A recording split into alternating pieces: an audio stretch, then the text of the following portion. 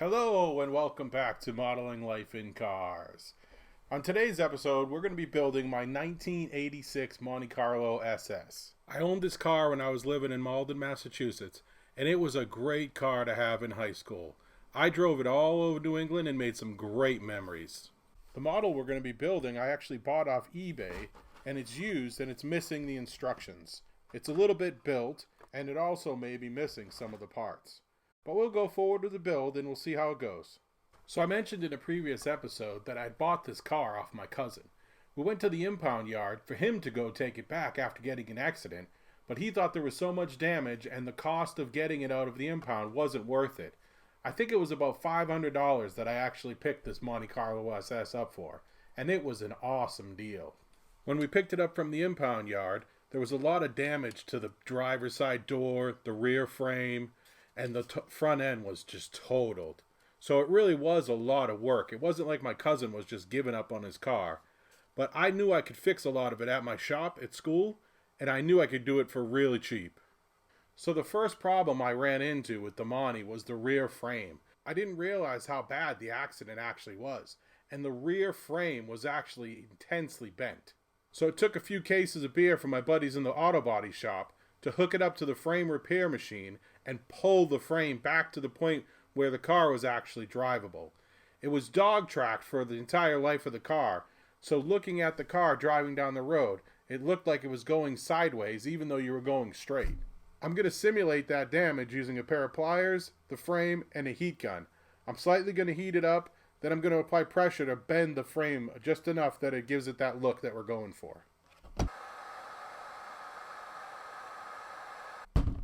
So you can see once you get the plastic warmed up, it's really malleable. I can actually bend it by my hand into the position I want. I don't even need to use the pliers. We might need to bend it back a little bit when we go to put it together, but this looks pretty good for now. So I've got the parts laid out, and we're definitely missing some parts. We should be able to get it together with some parts that I have from other kits though. There's no instructions, so I'm just going to have to fumble my way through.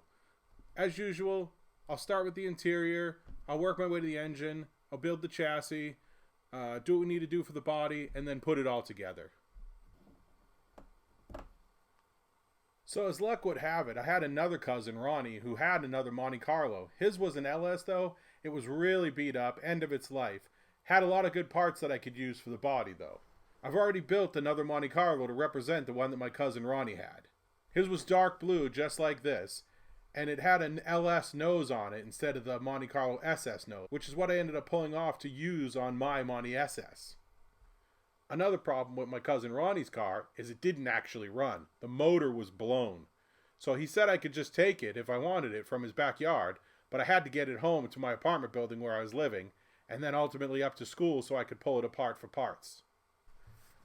So instead of paying for a tow truck to just tow it to school, we actually hooked the bumper up to my other Monte Carlo and pushed it all the way from Malden to Wakefield, which was about a 45-minute drive. So just like in real life, we're going to use this model as a donor car for the Monte Ss. I didn't put too much effort into building it because I knew we were just using it as a picture car, but I did paint the engine, I painted the underside, and I gave it a quick body spray. So I guess I could look up the instructions. I'd probably find them online as a PDF or something, as mentioned by my Aunt Cheryl. But as I said to her in the live feed, what fun would that be? I'd rather just go along and figure out where the stuff goes. Driver's side door panel, interior bucket. When I'm building models for personal pleasure, I take the time and I use usually a liquid glue like this, and I really go through each part. But when I'm building from the show, I really need to stick to a little bit faster of a timeline. So my buddy Gus had the idea of using a glue gun to build the models. But for doing the show, it really does work out great, especially when I'm just using the models as a conduit to tell my stories.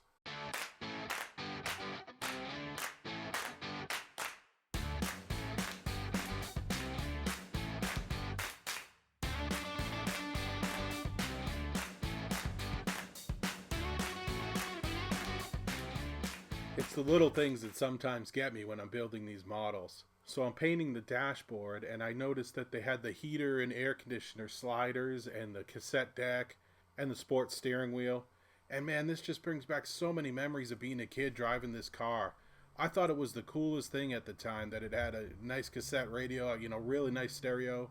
And it was the first car that I owned that had a heater and an actual air conditioning system that worked. And it didn't matter most of the time when it was hot or cold because, I had the T-tops off all year long, summer or winter. But it was nice to have that heater. Sometimes I would go for a nice long drive up to Maine. I'd have the T-tops off in the middle of the winter with the heater blasting. So again, you see firsthand I'm using a giant can of paint thinner to clean my brushes with. I should have put it in a small bottle for the show, but I forgot to do it. So what I'll do is I'll just take the can, dab a little on a paper towel like this, and wipe my brush off.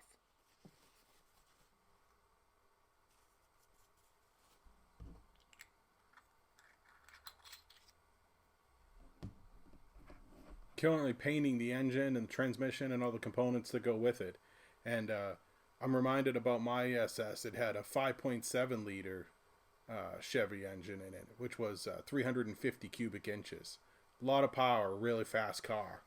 So the model comes with a choice of two different intake manifolds. It's got this nice chrome one and then this just regular black standard, looks like stock intake manifold. We're going to go ahead and put the chrome one on because I had a nice chrome one just like this. And I think it was an Edelbrock, something like that. Man, I didn't even remember the terms anymore. But I remember it being expensive and it was really nice. And I poured and polished it in my auto shop. And I remember really making an improvement in both the efficiency of the car and the performance. So the detail on this engine is really awesome. It came with two sets of not only intake manifolds, but choices of fuel injection or carburetor. And I'm going to put on this TPI, tune port injection, TPI unit, because that's exactly what my 5.7 liter had as well. Tune port injection. So like I said, the engine is really detailed. We've got these nice chrome valve covers. We've got the exhaust manifold. We've got this chrome plated transmission cover. Really nice detail, even down to the starter and the engine heads. So I'm really looking forward to putting this engine together and dropping it into the Monte.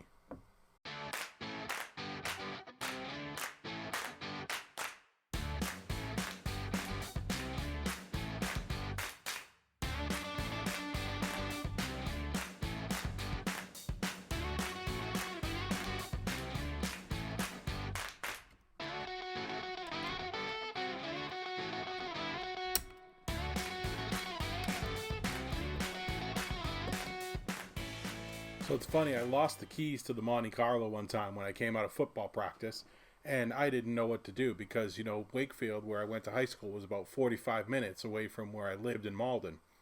So I did what any good automotive technician would do. I stole my own car. I cracked the ignition column, moved the slider up, started the car, overwhelmed the steering lock, and drove home. And from then on, I just used a screwdriver to start my car. The 1980s GM steering columns were notorious for being so easy to just crack open, move the slider, and start the car. It's really why so many cars were stolen in the 80s. And my Monte Carlo was no exception. At least 2 or 3 times when I was living with my Aunt Debbie, somebody tried to steal the car in the middle of the night. The good thing was the car was such a piece of junk that they wouldn't get very far before they would flood it out or it would just stall on its own. And the exhaust system was so shot to hell that I could always tell when somebody started it. Even in the middle of the night, I'd wake up. And every time, by the end of the stop sign at my street, I would just find the car there, stalled out, restart it myself, drive it home, and park it in the parking lot. I eventually bought one of those steering clubs that locked the wheel, and it made it a bit harder for people to just jump in and start it and go for a joyride. Well, here we have the replica of my 1986 Monte Carlo Ss. This really was a great car, and building it brings back so many memories. One of my fondest memories is whenever it would rain, the windshield motor in this car was broken, and I never spent the $45 or $50 to replace it. What I did do was tie a telephone cord to each one of the windshield wipers.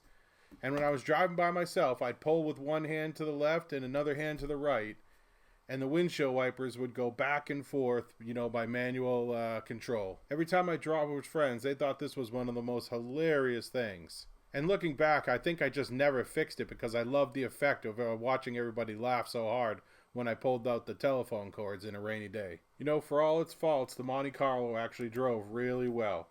The only thing that was really wrong with it, other than the dog tracking rear end, was the front end. When I installed it from my other cousin's car, I never got the grill to fit right, so it was open in the front. There was one time I went to New Hampshire with the Monte Carlo with a friend, and we had gone up to stay at her dad's house and go skiing.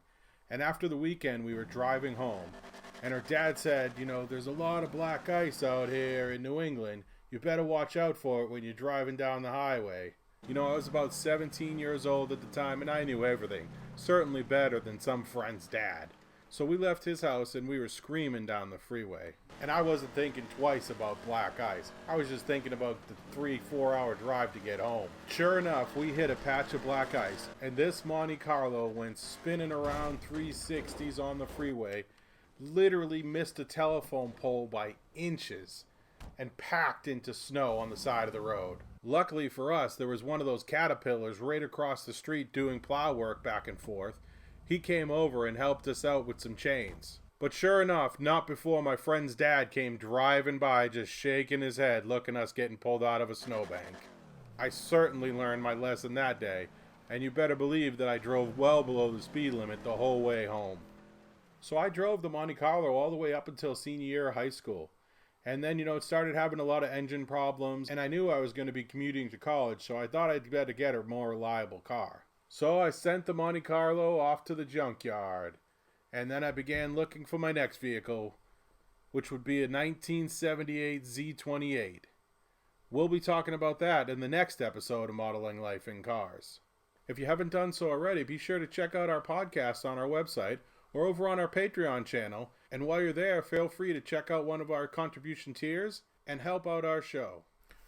Be sure to engage on our Facebook page or over on Instagram and just participate in the overall experience. We love having people involved. Until the next time, happy modeling and thanks for tuning in.